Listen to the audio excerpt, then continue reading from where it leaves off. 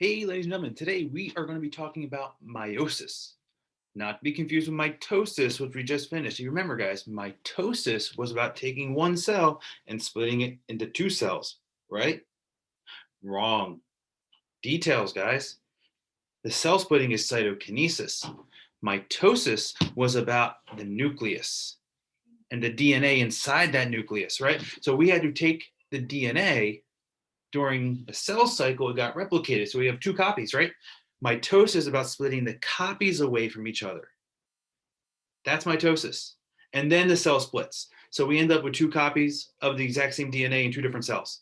That's mitosis. Meiosis, now that's different because we're going to be making special cells with this.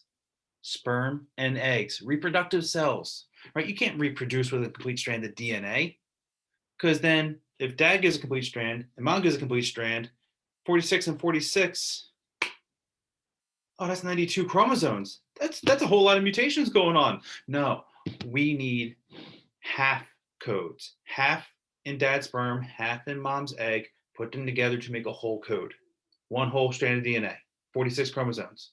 So we need to do this in a very special way. That's meiosis. Now, because it's special, we're going to do this in 2 steps.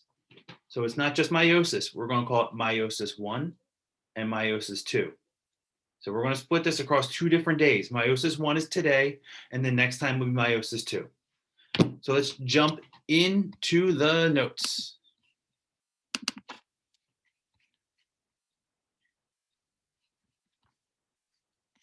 I can find them.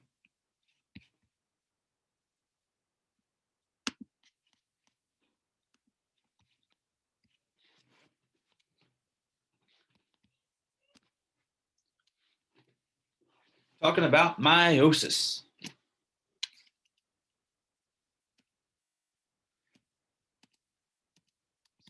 Meiosis happens in what we call germline cells, as the vocab word, also known as gametes. It's another vocab word, they're the same thing. Right?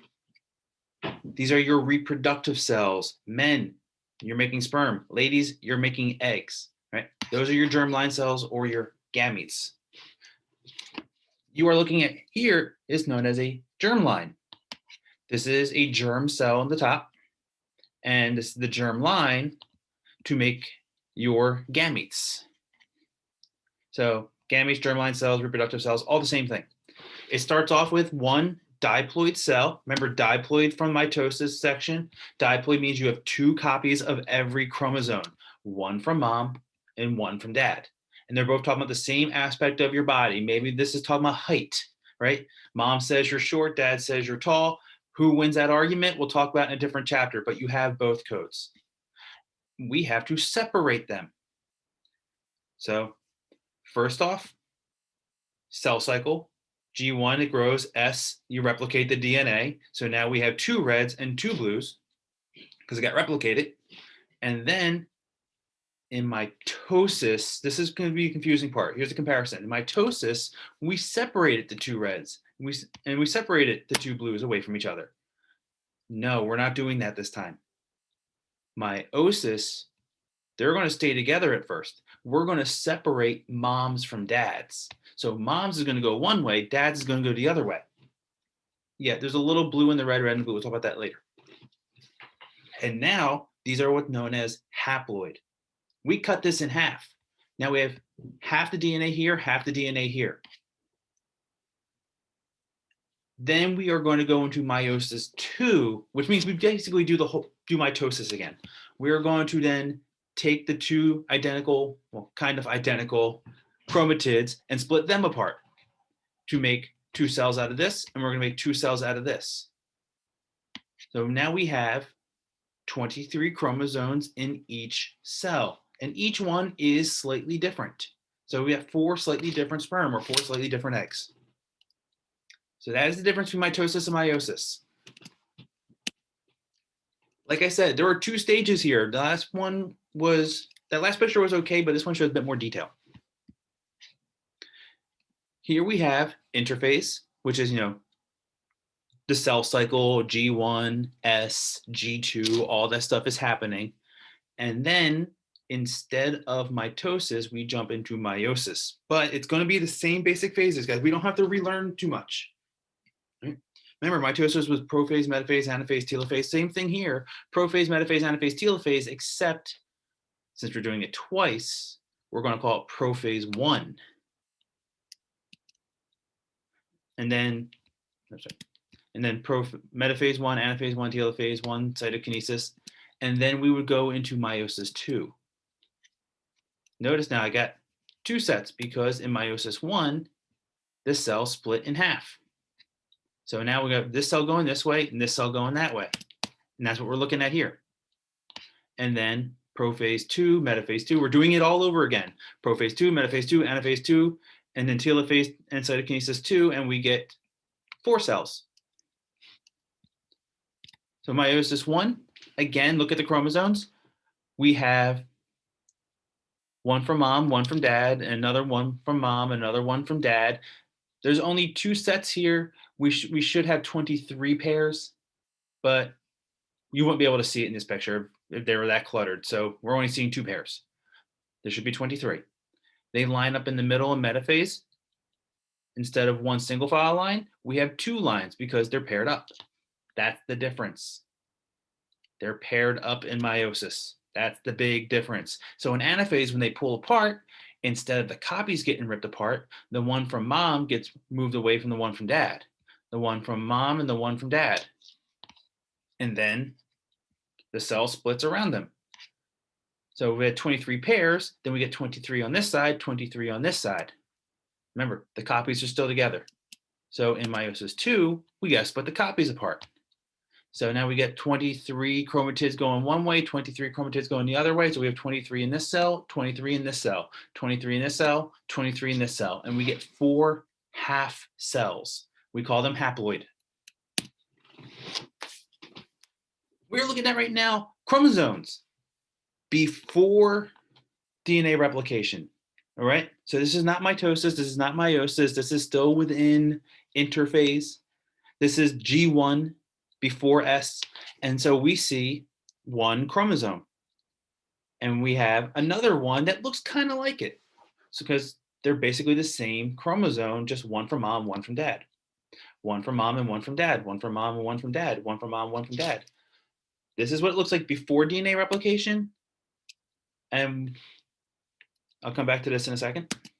This is what they're going to look like after DNA replication. So that means we have the copies together from mom and the copies together from dad. The copies from mom, the copies from dad. We call these copies chromatids. 2 chromatids making up 1 chromosome.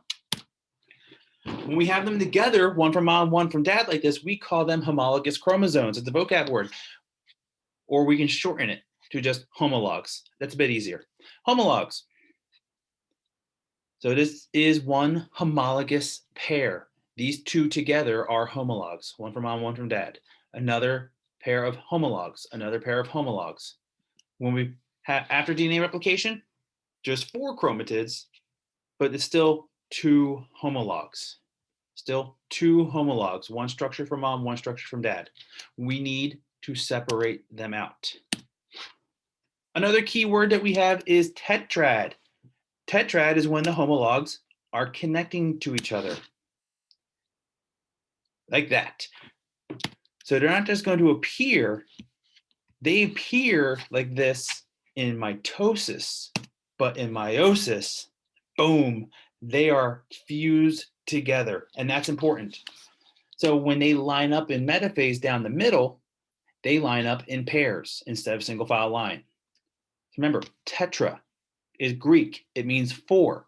1, 2, 3, 4 chromatids.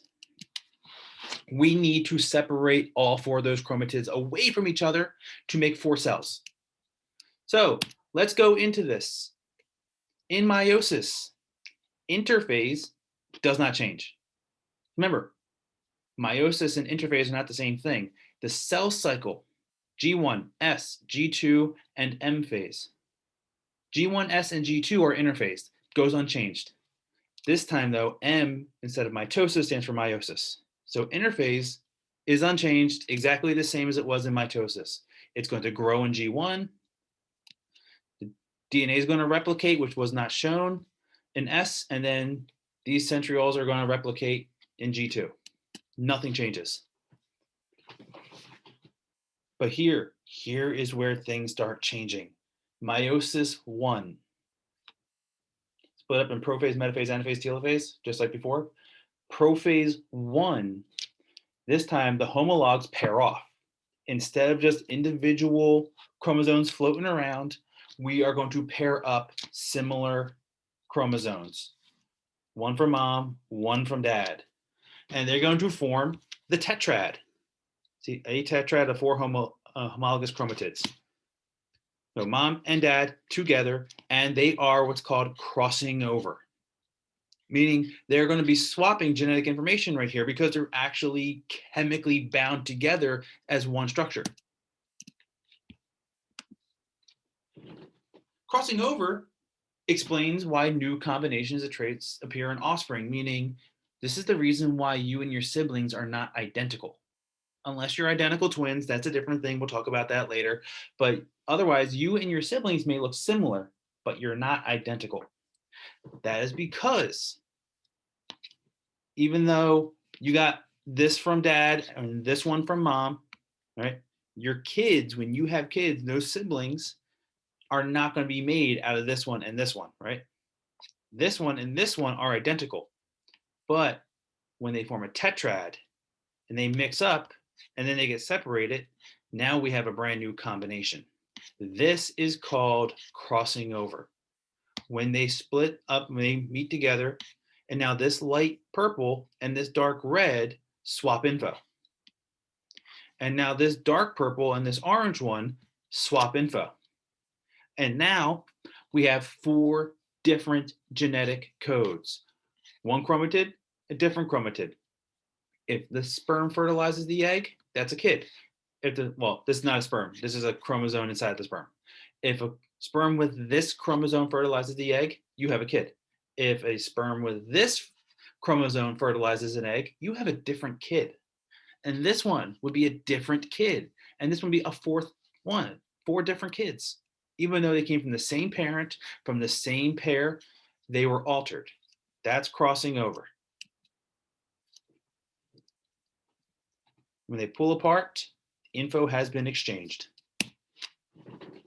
So that's why right here, the purple has some yellow and the yellow has some purple, but notice down here it doesn't. That's because crossing over is not mandatory. It is random. Every single time you go through meiosis, you are going to do this randomly. So sometimes this happens, sometimes it doesn't. Sometimes it'll happen right here, sometimes it'll happen up here, which would be a different combination. Sometimes it'll only be 1 of 2 of these chromatids, but not the other 2, which would be a different combination. So this is very random. And every single time you make sperm, guys, every time you make eggs, ladies, it will be a different random combination. Every single kid that you have would be different, which is why your kids will not be all identical. Anyway, that was prophase. Prophase 1. Metaphase 1, they are going to line up in the middle, just like mitosis, except that they're tetrads. So they're still actually connected. Look at this right now. They line up like that. I just was too lazy to draw it. So instead of 46 chromosomes in a straight line, we're going to have 23 pairs in a straight line. And then just like mitosis, the spindle fibers attach. But instead of grabbing onto the 2 chromatids, they're grabbing onto the 2 homologous chromosomes, the 2 homologs, one from mom, one from dad. So in anaphase 1, those fibers are going to pull the homologs apart. Remember differences. In mitosis, we pulled the chromatids apart. In meiosis I, we are pulling the homologs apart. So we're going to get, instead of 46 chromatids over here, we're going to get 23 chromosomes over here. And then 23 chromosomes over here. And then telophase, exactly the same as mitosis. Nothing changes. Telophase 1. You get brand new nuclei around these piles of DNA. And then cytokinesis, exactly the same. The cell splits apart. So we now have 2 cells with half the information. Half of your chromosomes went into one cell, the other half went into the other cell. So they are now considered haploid. This was considered a diploid cell because it has all of them. This is considered haploid cells because they have half of them, half the genetic info.